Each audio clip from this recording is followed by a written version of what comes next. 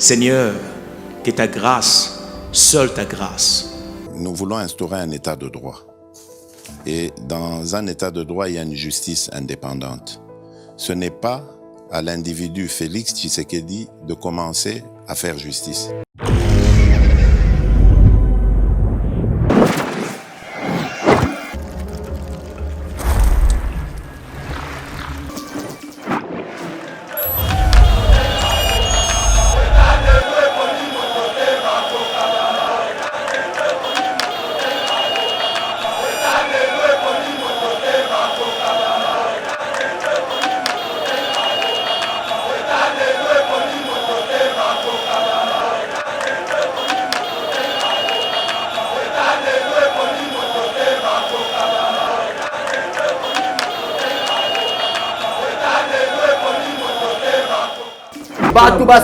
Même société civile est à la contre le gouvernement Félix Senko, gouvernement solo, comme il va télémi, pour un intérêt en boca. La constitution de la République démocratique du Congo est claire.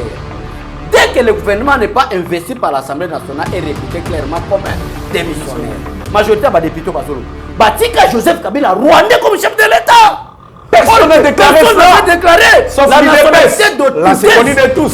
Sauf l'IDPS. On a évité que même Ibrahim Kabila, les cas où Kabila Joseph Ande Korabangote a 50 ans que des ADM. Même député. Où est ces députés-là? On la constitution congolaise est claire. Que même un Rwandais, d'origine rwandaise, peut devenir ministre ici. Il y aura deux grandes choses qui vont arriver. C'est la dissolution ou l'investiture. Ceux qui vont dissolution, vont investir le gouvernement. Ceux qui vont investir c'est la dissolution. Caméra comprend le logo Moko que dès qu'il sera directeur du cabinet à président de la République, premier ministre Kamba, et ça qui mauvaise gestion.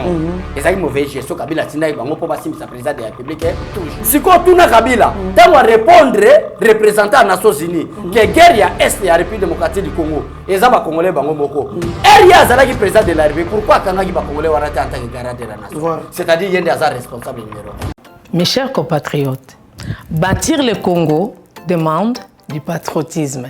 Nous vous invitons à vous joindre à nous pour construire notre beau pays qui est la RDC.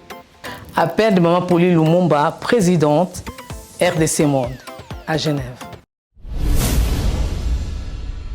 Devant vos écrans, nous sommes à 44 318 francs suisses à la date du 20 janvier 2021. Quels sont les pays qui ont participé cette année activement?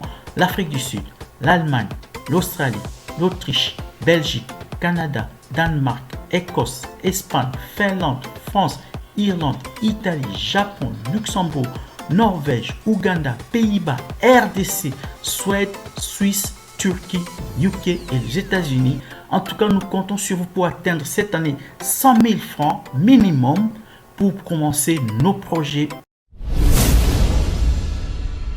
Bandeko nanga kotonga mboka esengika bolingo. Bino moko bomoni transparence to laxi bino côté mbongo. Moyibe yate, lokuta pe ezate. Alors boya to sangana to tonga mboka na biso les grands Congo. Merci. Malobaya, présidente RDC Monde, Pauline Lumumba à Genève.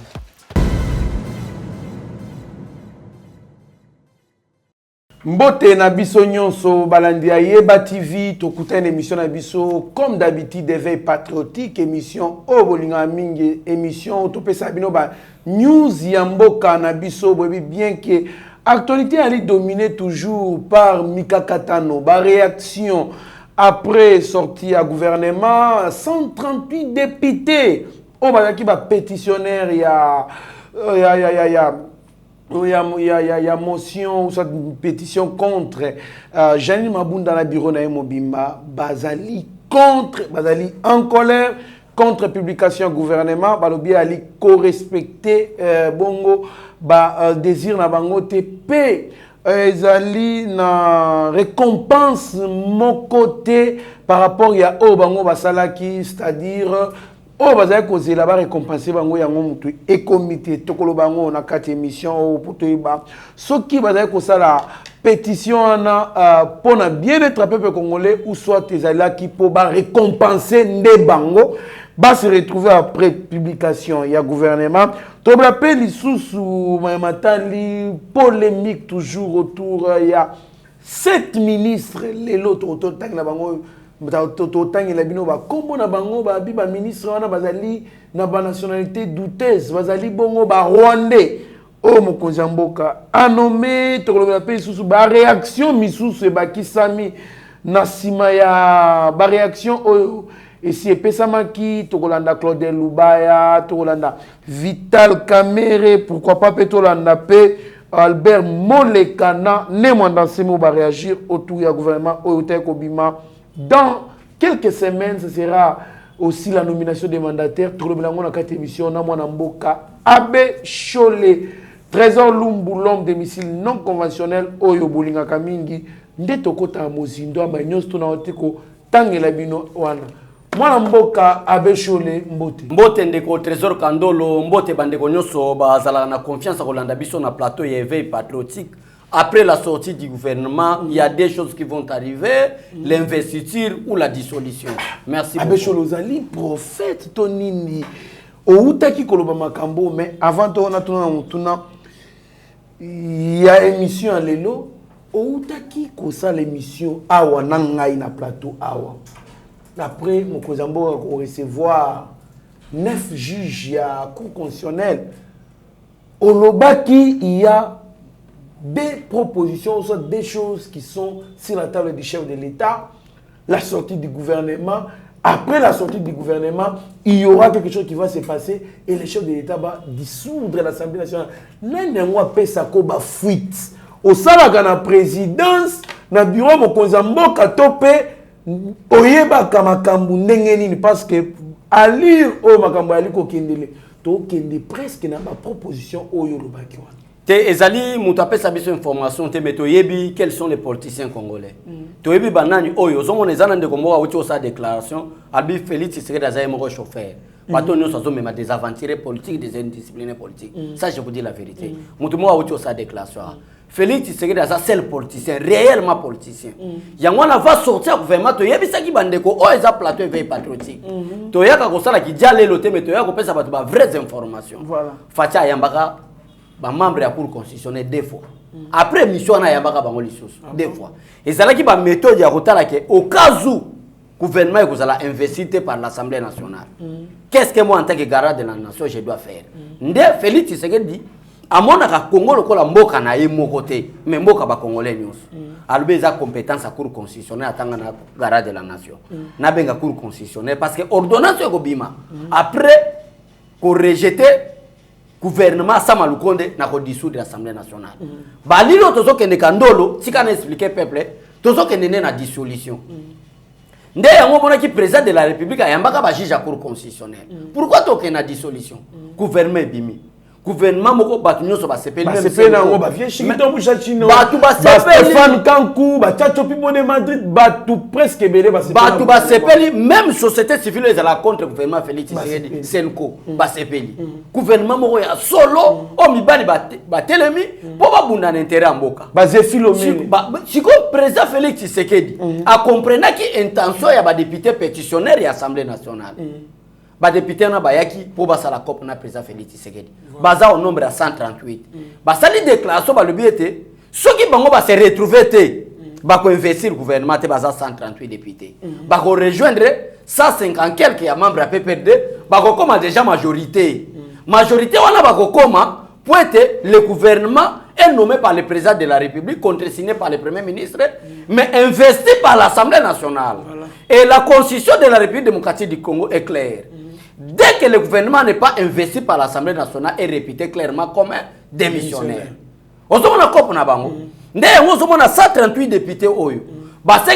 Imaginez-vous, le gouvernement n'est pas encore investi. Mais 138 députés vont rejoindre Joseph Kabila na PPRD pour être investir bangote.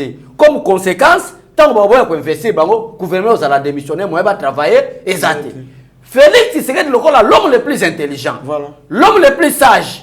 ayebi déjà bentension parce que bato so ba boule que ben filtra président Félix Tshisekedi biso peut infiltrer ka bango to yebaka déjà que tant gouvernement sama lukonde ko bima ba ko luka moyen ba investir été pour constituer ça clair à la réputé démissionnaire des président de la République ayambaka ba juge à cour constitutionnelle à l'époque avant qu'on sortir au gouvernement ndeza moko ba raison na tel si peuple le clair que mikolo zoya il y aura deux grandes choses qui vont arriver c'est la dissolution ou l'investiture ceux qui vont dissolution te bon investir gouvernement oyo ceux qui vont investir en moté c'est la dissolution merci beaucoup Mboka Becho. Les 138 députés nationaux Bali Kolobake, en tout cas il y a des provinces qui dominent beaucoup, qui ont beaucoup de ministres. Il s'agit de la province de Sankuru et puis du Nord Kivu, si je ne m'abuse pas, ou si Kivu. Comment c'est-il que la province sous les Alina ministre rebelle que la province sous et puis Bali Koloba que par rapport à Yokanaki Mokonzi Mboka respecter ou soit à récompenser bango te lolenge balinga qui va récompenser bango et aussi Bali Koloba qu'il y a quelques ministres au nationalité na bango ezali douteuse nali kotangela yo ba ministre ezali ministre d'État, ministre d'infrastructure monsieur Gisaro Mvuni Alexis, tout à ministre de l'entrepreneuriat et petite et moyenne entreprise, monsieur Mouhanzi Moubembe Estache, tout à ministre de la Défense nationale et consort, monsieur Kabanda Rukemba Gilbert, tout à ministre de l'Agriculture, monsieur Nzinga Birianze Désiré, tout à ministre de l'Emploi, madame Ndousi Mukembe, tout à ministre des Relations avec le Parlement, madame Karoume Bakameme Anne-Marie, tout à enfin plutôt vice-ministre de la Justice, et ça bongo monsieur Bayouba Zire Mirindi Amato, moi n'amboka Abecho, le temps qui m'a donné biso à est pour nato ali kokote la mutute. Bazalaka pe na ba kombo moko ezali ndenge moko na bandeko oto kabona ba frontière. Mais comment c'était abi cette ministre o Mokonzi Mboka ayebi na konomé bazali bongo na ba nationalité douteuse c'est-à-dire ba ali ba Rwandais. Réaction na yo et ali ndenge nini? Mon cher, ba traitaka mutu de nationalité douteuse non par rapport à non. Pour mutu mususu yo kikaka Denise Nyakeru abenge Rwandais. Tema moni air. Pour moni air. Parce que ba kosa ba congolais belé que le nom qui commence avec la lettre R ou bien qui contient la lettre R devient rwandais ou rwandaise. On se demande ma ba congolais. Mon cher, oh eza nani plateau éveil patriotique. Ça là de façon que en dehors il y a enseignement, en dehors il y a communication. On peut s'appeler matin na bato baza peut-être ba ignorant, ba comprendre quelle est la volonté à éveiller patriotique. Comme il a une heure pour dire que Kinga yaza Rwandais. Quand même le respect de nous quand même. Voilà. Vous respectez bisoté. Voilà. C'est pas appel pendant 1 heure 2 heures pour me dire que celui-là n'est pas congolais, il est rwandais. Ce qui peut retourner question que pour venir que yaza Rwandais, mais ça va t'expliquer. Nous sommes à créer le coyo et ça 138 députés. Et les 138 députés, Joseph Kabila, bangonde ba Rwandais. 138 députés, on a besoin de juger le président de la République. Le président de la République a récompensé Bango. Ok, le rôle du président de la République, ce n'est pas de récompenser les 138 députés, mais c'est de récompenser tous les Congolais. La République. La République. Voilà. Mais on se demande que bangonde ba Rwandais. Et ils s'appellent les hommes politiques. Les hommes politiques. Ça. N'a réfléchi Bango que Baza Maïe l'été. Il faut les récompenser. Est-ce que le président a pour rôle de récompenser 138 députés parce que la Constitution fait ça pour pouvoir, il y a investir le gouvernement, le président n'a pas ça gouvernement, il a investi pour et son peuple congolais, il a récompensé 138 personnes parce qu'ils sont députés. Non, au moins que Bazan a il faut dissoudre. Attendez, je vais arriver là. Au moins que Bazan a bassesse intellectuelle. Ça j'assume, les 138 députés là. Peut-être bangonne na kati na bango baza Rwandais. Zela na tali sa peuple congolais lo mo. Comme le président de la République l'être. Balebi que remanier gouvernement 138 députés rwandais, bangonde baza Rwandais. Remanier gouvernement ba pesi 4 conditions. Première condition de Konanga Ndolo, il faut expliquer peuple congolais. Balobi que gouvernement président de la République a nommé et ça n'a non respect, il y a équilibre géopolitique. Ça c'est quelle bassesse? Est-ce que Moutou Sora a une incompétence? Bako nommé que la poisse à Moutaba Ndundu ou soit poisse à Moutasi Kifu. Bako nommé Moutou parce que eux ils ont gouvernement baguerrier. Bako nommé Moutou à Yibana Mbongote. Aujourd'hui le gouvernement Moutou ne se bat pas. Belle chose na katote et ça le gouvernement moko ya Batomaye. Ya Batomaye. Batomaye ba côté belge na tanga mo muke. Nicolas Kazadi. Aujourd'hui nani même si Fabrice Poela. Aujourd'hui Tony Mwaba. Aujourd'hui maman na besoin en Baba nani ba Christian Mondosi. Même ma bête tout temps sans couleur politique. Sans couleur. Tout temps na désordre. Chérimé Okende. Voilà. Non, qu'on se le dise. Voilà. Bâti bateau, baza compétent bateau, yo baza en capacité à défendre, peut trouver une solution na besoins fondamentaux. Y a l'homme, moi, on va continuer à condition ba pesi. Condition liboso ba le président de la République. Pour être investir gouvernement, to rejoindre des bandes qu'on a vu soit PPRDT. Première condition, ça était le non-respect de l'équilibre géopolitique. Géopolitique, c'est le député. Chaque province, c'est une obligation, ils la représenter. Si ils ont représenté, ils ont manque de géopolitique. Quelle est cette province qui n'est pas représentée? Bakosi. Parce que toutes les provinces sont représentées. Je répète, toutes les provinces sont représentées. Il y a un gouvernement qui a 56 membres. Voilà. Ok, selon la volonté du président de la République, il y a 10 ministres. 10 ministres. Et qui a 56, pourquoi? Parce qu'à cause de la géopolitique. Il faut toutes les provinces soient représentées. Toutes les provinces sont représentées à ce gouvernement de Lunkamba. Au moment que condition là déjà le quota. Deuxième condition, c'est que la prédominance des deux provinces. Quelles sont ces provinces-là? C'est le Sankourou et le Sud Kivu. Balobi, Sankourou, Batobaleke Bele. Voilà, député à Zoloba. Si vous avez politicien, j'allais comprendre. Mon cher Olympe, qui est député, va voter à une circonscription quelconque. Mais il travaille à la Moussala nationale. Il défend toutes les 26 provinces. Maria Zala qui est élu peut-être dans Moamba, ou soit dans Sankourou, ou soit dans Sud Kivu. Mais Moussala Zosala, et ça non par rapport à Sankourou, non par rapport à Moamba, mais équilibre national. Voilà. Mais elles sont des députés, il y a la prédominance des deux provinces, c'est que Moutouane, il faut pas révoquer à son député. Tout à fait. Troisième condition, pour être président de la République, la nationalité douteuse de quelques ministres de Sud Kivu. Ba ministre ngo pesi ba comme ba Gisaro Alexis et pesi ba Muranzi Eustache, ba Gilbert Kabanda Lukende, ba Mbirianze Désiré Ndekonanga. Ce n'est pas comme ça qu'on ne peut pas traiter nationalité à monde. Tous on a ma nationalité, le ko la ba ministre tout ça quelque part. Tout expliquer la nationalité va conformément à la constitution. Voilà. Un Congolais peut être ministre au niveau des États-Unis. Ça dépend d'abord des lois de ces pays-là que vous arrivez. La loi Mbokawane Lobini, constitution Mbokawane Lobini. Il y a moi comme on a preuve c'est les autres que les lois comme on a Congolais ministre en France. Peut-être la constitution française est autorisée que même étranger a comme ministre. Tout à fait. Mais elles ont le badikamunde konanga, il faut en avoir base. Koyete qui diale le lokola ba papi tamba, lokola ba koloko tambola, bazo soutenir un président qui était un incompétent, il y a résoudre les problèmes à Congolais. Mais ça la communication parce que dans la communication, on peut ça les pour débattre pas comprendre. Donc dossier à nationalité, ba traitaka ngote ndenge ba traitaka awa. Dossier à nationalité ba traitaka ngo conformément aux lois établies par les législateurs. Moi on a complété, il faut qu'on ait quelles sont les conditions pour monter comme ministre na Congo. Tous les une Congolaise qui est ministre en Italie. Est-ce que les gens le savent? Une Congolaise qui est ministre en Italie. Tous les a deux modalités à la nationalité congolaise. You Sangini na You Soli. You Sangini, le fait d'avoir le sang d'un parent congolais. Tant qu'on voit les gens, papa, mon cousin congolais, aux alliés congolais. Sur ceux qui manquent, papa n'a été maman congolais. Alors, comme ministre, c'était exemple. Exemple, alors comme ministre, pourquoi? Tous on a deux articles. Oui. Selon la constitution congolaise, il faut tout expliquer peuple congolais, madame. C'est l'article 72 et l'article 102. L'article 102 va faire des conditions pour qu'une personne, comme député national ou sénateur, on a un article 102.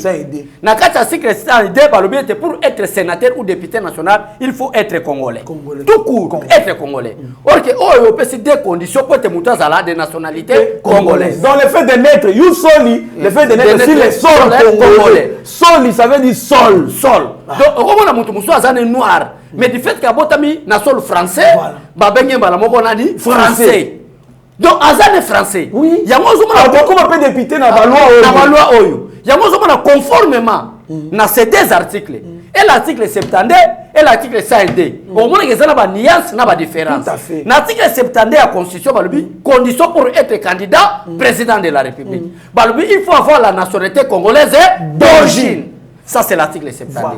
Mais l'article 102, pour être député national ou sénateur ou député provincial, il faut être congolais. Or que, quand on a une explication, comment est-ce qu'on peut avoir la nationalité congolaise? Alors, pourquoi cette différence? Il y a l'article 102, l'article 72. Pourquoi pas le qui était le condition à président de la République, même un article 102, il y a condition pour être sénateur ou député. Il faut être congolais d'origine. Ah, on va le congolais. Or que ici au Congo, nous sommes avec des Banyamulenge qui sont des Congolais. Mais d'origine rwandaise. Mais c'est-à-dire ces Congolais là. Oh, bah, mis sur le Congolais d'office, comme il Congolais, à cause de la députée, à cause de la sénateur, à cause de la paix ministre.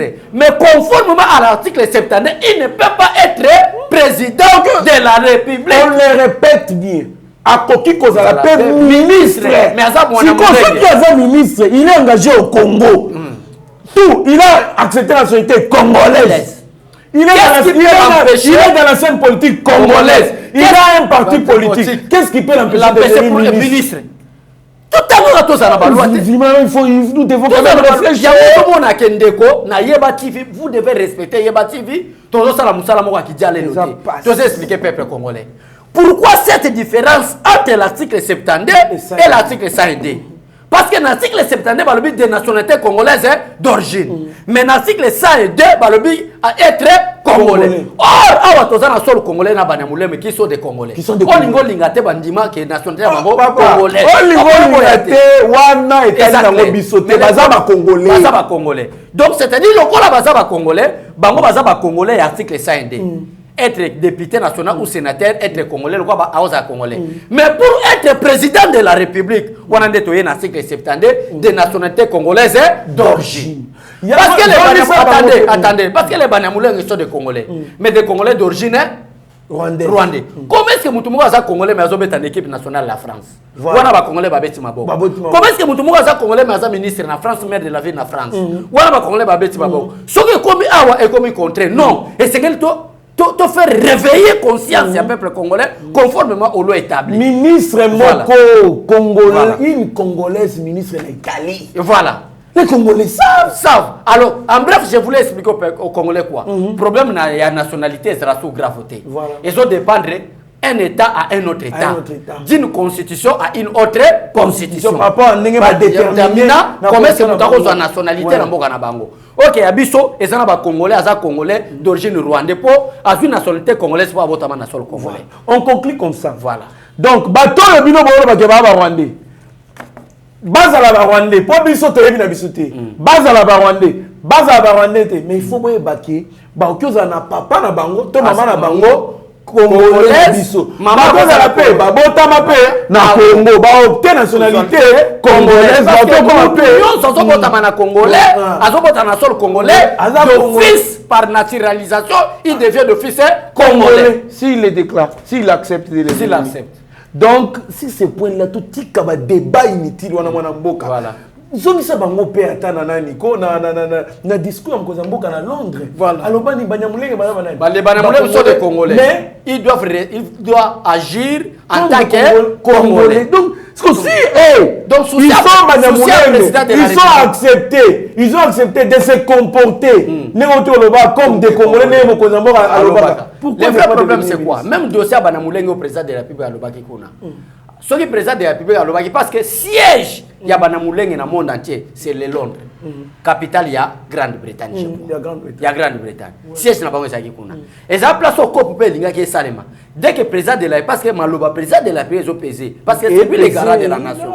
Dès que le président de la République, mais quand il constate les règles, que Banamouling ne sont pas des Congolais, et Batoua va faire la déclaration que place lui saute au Rwanda, Babengana Bisso. Tu es au na Congo, ba Congolais pe ba yebisi biso ke toza ba Congolais te Nations Unies alinga ki a siégé pour étaper ça bango une partie de notre terre ba sala mo pays. Ndenge ba sala na Kosovo. Ozolanda bato yo bazala contre discours mo konza mboka. Bango de balinga Congo tabwana. Ozui bino bino de balinga Congo ya la balkanisé. So suis par exemple Moïse Katumbi, c'est clair. Moko abande ko na baza ba étranger. Moïse Katumbi à cause de la Zambien. Voilà député national. Champion Katumbi aza député national. Donc Moïse Katumbi c'est possible à la gouverneur ya Katanga. C'est possible à la ministre mais à cause de la présidente de la République. Oui, puisque maman bango azali congolaise Mubemba. Voilà, mais papa Zambien. Mais papa azali nani juif. Donc le a opté nationalité congolaise, c'est-à-dire comme gouverneur, comme ministre, mais comme président de la République. Il y a une nuance entre l'article 72 et l'article 100. Je pense qu'ici, ces points-là, nous sommes d'accord. Moi, je suis une émission. Nabiso, il y a des réactions à propos. Il y a gouvernement. C'est Vital Kamerhe qui dit l'air est au travail pour répondre aux besoins de la population.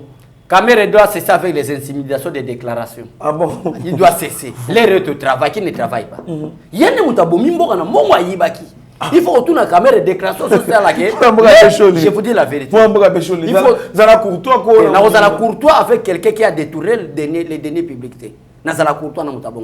Parce que dès que la caméra maintenant, en français, maintenant, c'est l'air au travail. Donc avant maintenant, était d'abord les détournements. Donc l'état des les qui travaillent. Donc 4 bateaux de pêche côté, ils ont travaillé. Donc, des moutons 430 transcrits quota eza travaillé. Parce que les moutons comme ici bamboutage na des bonhommes na Pascal eza travaillé. Donc caméra linga lo bani président sale le côté. Caméra linga lo ba que président sale le côté mais na osenge sikoyo sale le. Osama il est abéché. Na tolo be na yebi caméra ko échappé bisoté. Je connais la personne. Je connais cet homme là caméra. Maintenant Talent en français, c'est maintenant. Donc, comme procureur, de cette caméra, tu ne dois pas nous échapper. Caméra ne peut pas m'échapper. Je connais l'homme. Donc, ils ont l'engagement politique. Pour nous aussi, ça présente de la République touche. En d'autres termes, déclaration à caméra ligne globale. Des travaux de ligue bandasiko. Parce que caméra comprendrait que le gouvernement va passer à Inunkamba. Donc, gratuité de l'enseignement pour naïe. Et c'est le donc, caméra comprend le logo moko. Que dès qu'il sera directeur à cabinet à président de la République, premier ministre Inunkamba, et ça qui mauvaise gestion. Et ça qui mauvaise gestion. Kabila Tina Ibango pour passer à président de la République touche. Maintenant, le gouvernement, oh, Félix Tshisekedi a joué à Samaloukonde. Et ça, le gouvernement, ils ont travaillé pour l'intérêt du peuple congolais. Tout à fait. Les caméras sont maboka tena mutual bien.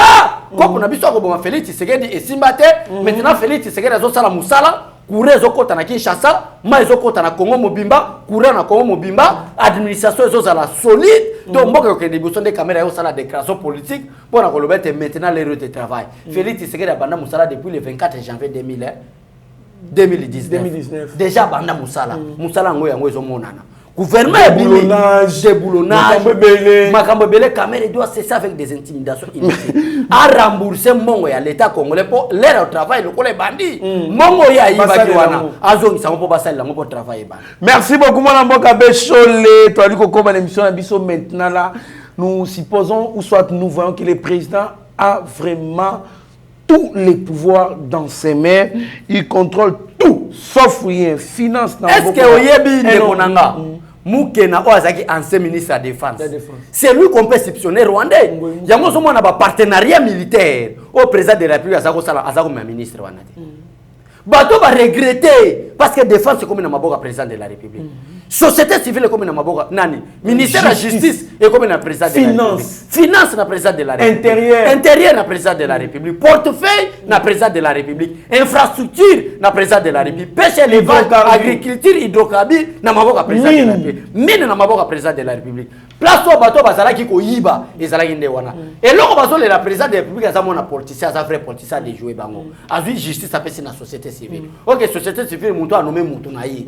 Ça je dois dévoiler peuple congolais comprendre pourquoi le gouvernement Samalukonde est combattu. Na ba députés qui sont malhonnêtes, na ba députés qui sont de nationalité congolaise douteuses, ne bazo ko c'est la ba ministre. Parce que le gouvernement est ko kanga kabila. Gouvernement Samalukonde est ko kanga kabila. Gouvernement Samalukonde est ko kanga ba ministre oyo ba yibi on a Vital Kamere. Ozolanda, gouvernement va aussi la remise et reprise. Na gouvernement Ilunkamba na présence et inspection générale des finances. Tout ça la nini. To investir gouvernement au to bana ko diaboliser et ça la ba ministre oyo baza ba Rwandais. Mais c'est monsieur oyo ba député bazoloba. Majorité ba député bazoloba. Batika Joseph Kabila Rwandais comme chef de l'État. Personne n'a déclaré. Sauf l'IDPS. Là, c'est connu de tous. Sauf l'IDPS. C'est connu de tous. Nana yebite que même Ibrahim Kabila, le cas où Kabila Joseph Ande Korabangote, a 50 kende Adem. Nana yebite. Même député. Où étaient ces députés-là? On la constitution congolaise est claire. Que même un Rwandais, d'origine rwandais, peut devenir ministre ici. Même un Ougandais peut devenir ministre ici, ce n'est pas un problème. Ce qui a vu la nationalité congolaise, constitution et péquicité. Mais péquici cause à la présidente de la République. Mais Namoko Totika Joseph Kabila, Rwandais président de la 18 ans. 18 ans. Avec le même député. Où étaient ces députés indisciplinés? Nako yebisa peuple congolais ba alanda biso ne veille patriotique. Botanga mibe kwa mboka. Boyeba politique mboka na bino. Muto diaboliser. Beaucoup fazaka tena lolango ya mbongo. Voilà. Mamitu cachère. Lisez aussi la constitution qui vous la produit cet argent là. Voilà. Si vous êtes dans la politique, c'est grâce à cette constitution là. Le vrai problème c'est quoi? Mais vous la lisez pas. Voilà. Le vrai problème c'est quoi? Président de la République wana siko nazo chité na poyo. Président de la République azalaki mayele kandolo. Fati aza mayele.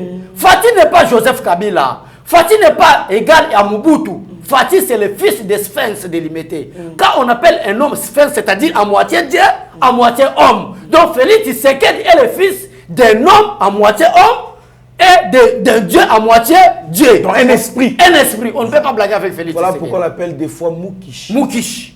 Le problème c'est quoi, Ndekonanga? Le problème est que dissolution de l'Assemblée nationale des Oya. Non, il faut dissoudre l'Assemblée nationale. Oui. Vraiment, il faut dissoudre l'Assemblée nationale. Tout ça, la calcul mouké, la présence à peuple congolais. Peuple de côté, Tikali, na munoko ya Nemi Moulania, bazana 158 députés. Ba o baza 138. Tout ça, la calcul mouké. 8 plus 8, ça li 16. To 8, 1 to tiawa. 6, 7, 8, 9. Et ça li 9. D. Baza, so ba 138 députés, baza la déclaration, na calcul na bango. Ce besoin a 158 députés et à PPRD, ça a 296 députés. C'est déjà majorité. Pour ne pas investir. S'il vous plaît. 138 députés nationaux, pétitionnaires. Pétitionnaires. Ça va. Majorité va identifier il y a 391 députés. Ça non moins 138. 391 députés moins 138. Tout ça calcule sur toi. 391 députés.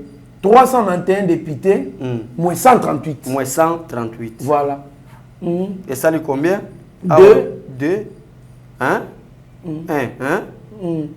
Et ça lui... Non. So, 1 kuna epesi 11. 3. 3 na suka. 3 na suka.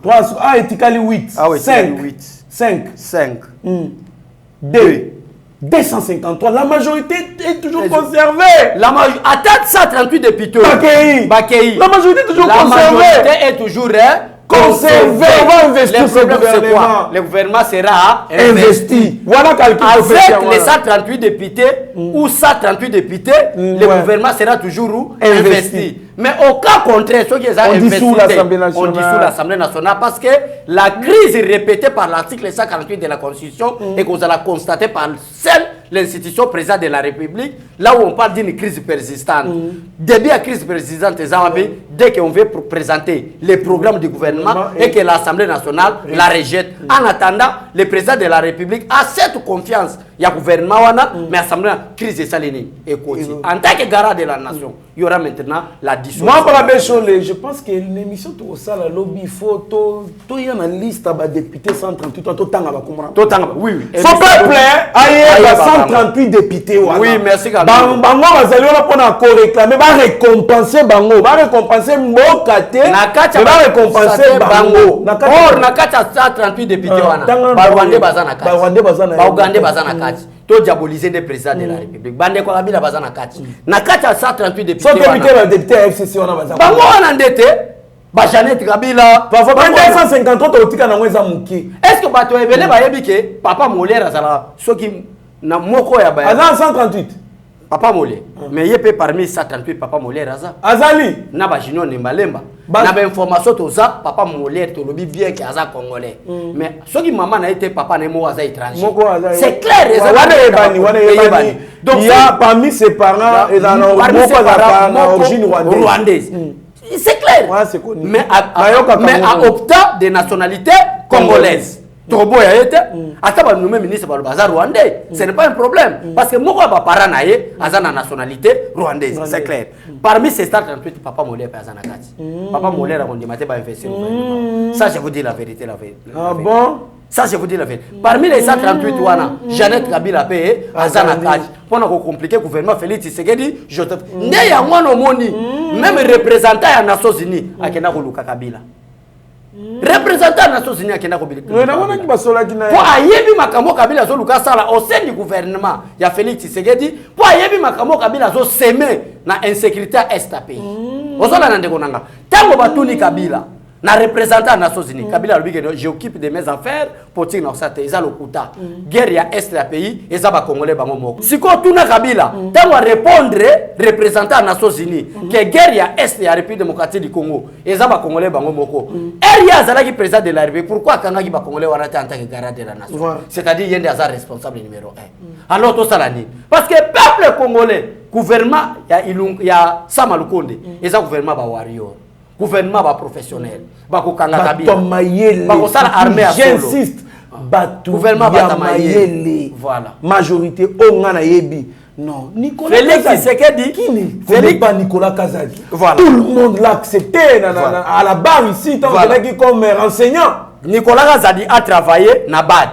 a travaillé dans l'économie internationale a travaillé dans la banque internationale dans le ministère de la finance donc azan expert si vous comprendre qui bloquait que même programme à 100 jours et que les bossotés c'est cela il y a la boule où étaient ces 138 députés là quand on bloquait le gouvernement ces 138 députés là étaient où les ennemis de la République. Les ennemis de la République. Quand le ministre a porté... Donc, on va citer nom par nom les 138 députés. Mon frère, quand le ministre a portefeuille a bloqué l'ordonnance à chef de l'État, où étaient ces députés?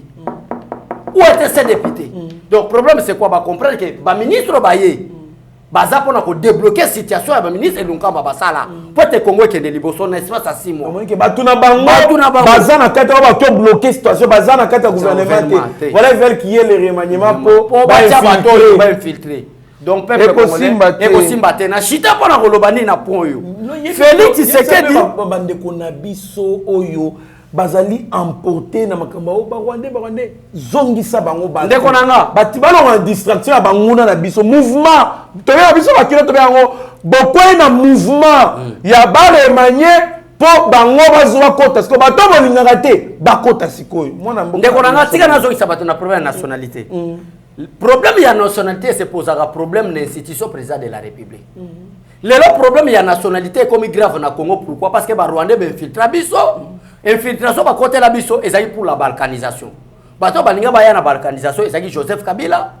ezaki James Kabarebe ezaki ba Moïse Katumbi ça je cite les noms o baza na nationalité douteuse or que soki bayaki pona ko sunga en tant que africain mais le problème de nationalité na Congo et ça la que l'autre les locaux mon ministre monsieur aza français aza congolais mais na Italie et pose un problème pour que travailler qu'on a un intérêt à ba italien un congolais une congolaise qui travaille sénatrice voilà les États-Unis d'Amérique directrice ya campagne ya Joe Biden na ligne des États aux États-Unis na ligne na expliquer peuple congolais Et ça là qui voilà, voilà, balobela ngote. Batika Moïse Katumbi au nationalité yebana gouverneur katanga basale lokote. Batika Joseph Kabila comme président de la pays pendant 18 ans, basale lokote. Ba élire Jeannette Kabila o azali passe à Joseph Kabila te metata mwasi nae député national, basale lokote. Mais bazoa koloba ezapo na ko bloquer gouvernement sama pour eza gouvernement ba professionnel, ba au travail d'intérêt peuple congolais.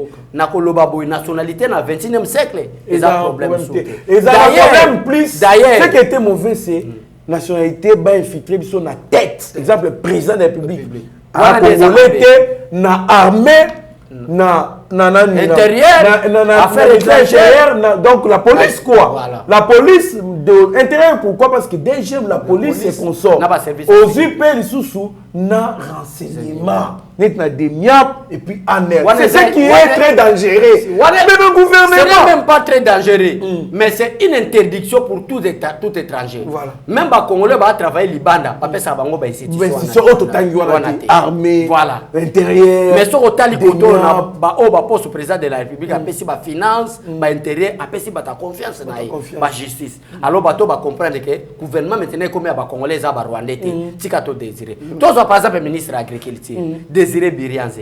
Il a travaillé à l'IDPS plus de 20 ans comme secrétaire national de l'IDPS en charge de l'implantation et organisation. Wana zagi Rwandais to tika nani ba rapport. Awa papa Molere bazo yebisa bino papa Molere bazo sala ba émission babola.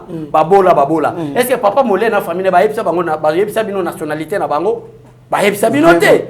Hein? Donc, peuple congolais, tout le monde accepter ce gouvernement. D'ailleurs, pour chiter, le gouvernement Samalukonde, Ezali, peuple congolais, ça, Félix Tshisekedi n'a pas la majorité des députés. Parce qu'il y a beaucoup d'infiltrés dans l'Assemblée nationale. Mais Félix Tshisekedi a la majorité populaire. Ceux qui vont oser, qui vivra verra bon la puissance à peuple. Merci beaucoup, Mme Mboka. Dans quelques jours, sera la nomination des mandataires. Ba ko changer ba mandataire biso yeba TV tozakana pour encourager bato ba sala bien. Muto IGF, on l'encourage pas. Toi encourager muto IGF mais ala nderape makamba Richard Moyeji malamu. Voilà. Nalobi na tuni na bi bato ba sala msabe toi encourager bango te. Toi encourager bango. Voilà. Et ça lokola ba fait na biso lycéen Kofo. Lycée oui, ouais le DG lycéen Kofo ya son as. Il travaille très bien. Il travaille très bien. Akutaki ba arriéré, il a tout fini. Et puis aujourd'hui, la SONAS, il n'y a plus les problèmes. Des problèmes. Problème, c'est que les gars, il y a directrice, Madame Agito. Madame Nani, comment il s'appelle encore? Agito, les ceux qui les Agito. Barrière tikali wana. Alors DG Kofaya yebisi bango que ceux qui n'ont pas bino barrière tozana retard. Ndenge na coach boy retard osasuté bazana retard. Batuana ba Nicolas Kaza. Toi si ça n'a déjà un bon parcours. Oui. Toi si ça n'a déjà wana. Après ça biso le côté. Mais du fait que c'est veille patriotique, il faut to yebisa bato. On l'encourage. Bato lokola ba Nicolas Kaza. Voilà. Un expert na finance. Toyoka ba témoignage. Biso nyoso ba Congolais tozalanda. Nani procès à 100 jours. Tu regardes que c'est un homme intelligent, parfait, loyal, honnête. Pourquoi on ne peut pas l'encourager? Mais là, il y a un problème nanga. Ezali na muto a remplacé le Rabouanga. Il doit travailler pour l'intérêt du président. Eric Nindou, tu dois travailler pour l'intérêt du peuple. Tu dois monter les actions du chef de l'État devant son peuple. Parce que préposte à président de la République, il y a poste, il y a mandat. Au peuple, c'est la base de la Moussala. Mais depuis le Rabouanga, Eric Nindou, on appelle visibilité en haut, exaté, exaga avertissement. Avant de lancer, si non conventionnel, voilà. En tout cas, là, nous sommes très d'accord. Bisous pour ça, visibilité à l'action et Monana. Nous encourageons les mandataires, Missous Obasali, très bien. On ne peut pas vraiment quand même que tout fait tout. Ministre, le ministre de l'Agriculture accueilli, il y a eu des personnes. C'était un bon ministre. C'était un bon ministre, bien qu'il a accueilli. On ne connaît pas pourquoi il a remplacé côté Moussoussou. Mais c'était un bon ministre. Toujours encourager bateau, de bonnes œuvres. Pour tout ce peuple qui ne veut pas tout soutenir l'IDPS demain, on soutient les chefs de l'État parce que c'est un homme intègre et loyal. Mais nous ne soutenons pas seulement l'IDPS. Et ça, le ministre de l'IDPS qui va tirer politiquement. Tout à fait. Le coup, il y a santé. Nous devons supporter la santé. Même il y a affaires étrangères. Attends, même l'IDPS. Tout sentir pénal, diplomatie pénal, dans le cadre de l'État, pas si vous êtes au côté de la Ghana, donc, biso to côté la ramutute. Au salim sala kitoko, to commission à l'instar ya DG Lucien Kofo, ba Nicolas Kazadi, ba tunyo surtout nani Gilles Lingeti, ba to ba sa. Oyebi malamu. Pourquoi n'attendez combo ya ministère affaires étrangères? Le lot congolais liban mboka poazo passeport ça. Problème, en Afrique du Sud passeport ba plus que ba congolais na mboka. Le ministère affaires étrangères na passeport ordinaire sur ça qui na mboka na bango. Akobi maneni ya passeport. En attendant ministre affaires étrangères. En attendant ministre affaires étrangères ça qui mo na IDPS. On moni que tu attaquer que to ça logique, to ça ko la ba papier tambate, to ça ko la ba makolo ko tabolate, mboka zo kufa me ba kumisa ba ministre na bango. Le lot so ministre affaires étrangères maman Marine Tumbanzenza. Impliqué pour l'ambassade, a vu point en tant que ministre, parce que l'ambassade nyoso est en sous responsabilité à s'impliquer. Ba Congolais bazali banda mboka bazonyo ka pona ba passeport. Ba linga ba lelate. Déjà frontière mibi bazo bimate, c'est bloqué et comme ça on encourage ceux qui travaillent bien. Ba ministre boye bosala bien. Ba mandataire ba kono. Par exemple déjà voilà. Azana problème nanga. Na problème nanga par exemple dans ndengeni. Depuis maman akufika lelo, lobi ba bloquer mbongo. Mais na kozwa problème nanga na zana ngote. Na attaquer ata zo sala musala malamu na boya. Ouais. Mais na musala zo sala malamu. Ouais, na problème particulier. Parce que ba bloquer salaire maman akufi comme si bazako kana ke maman akufa, ba bloquer leki nanga tangate. Leki lelo akata étude na université pour azako tanga na salaire ya maman. Batika ka 6 mois après ba sala nini? Ba kata. Mais ba kata ka mbala mona mo aliboso. Oui, c'est parce que ta finance du fait que tout ça qui l'être administrativement les DG alinga qui interpellé ta finance qui botika so bloqué après si ba intervenante mais azo sala musala malam ngana ko profiter que parce qu'on a des problèmes particuliers na attaquer non ça ce n'est pas nous c'est la vérité. Merci beaucoup mon Mboka Bécholé to komi presque na sous émission na biso ne mwanda semi soutient le gouvernement Sama Lukonde et à ta nomination lui promise par le président de la République Félix Antoine Tshilombo Tshisekedi seul au volant de la RDC. Donc à ce pouvoir ce qu'il y a conduire RDC, on peut maintenant les juger d'une manière objective, pièce sur pièce. Albert Moleka, EPST, désactivation des écoles fictives. L'église catholique des écoles fictives. Pas d'école fictive de l'ancien. Désactivation des écoles fictives. Ouais. C'est une complicité de la Sénéco avec Joseph Kabila. C'est la raison pour laquelle au moment où Sénéco va Kabila. Tout le Sénéco Kabila n'est plus au pouvoir. Pour quelle raison? Et ça pour la complicité na bango. Bako désactiver bango kaka. Merci beaucoup mon Mboka Bécholé. Tokomi na émission na biso topesi merci na Alberto Moubiaï, Tinanga Lula, Michela Moninga Malam, papa José Mbouina, maman Jackie na Belgique, papa David et maman Céline en France, papa Ben Mbouyamba Bozali, Teme Belé Jeune Goma les pétroliers, bien surtout au Blanda Bisso, Guilhem Pinda en Afrique du Sud, donc Jean Archino, l'homme de Mututu. En tout cas, topesi opé. Merci Bisika Ozali, mon Mboka Bécholé, t'as la caméra.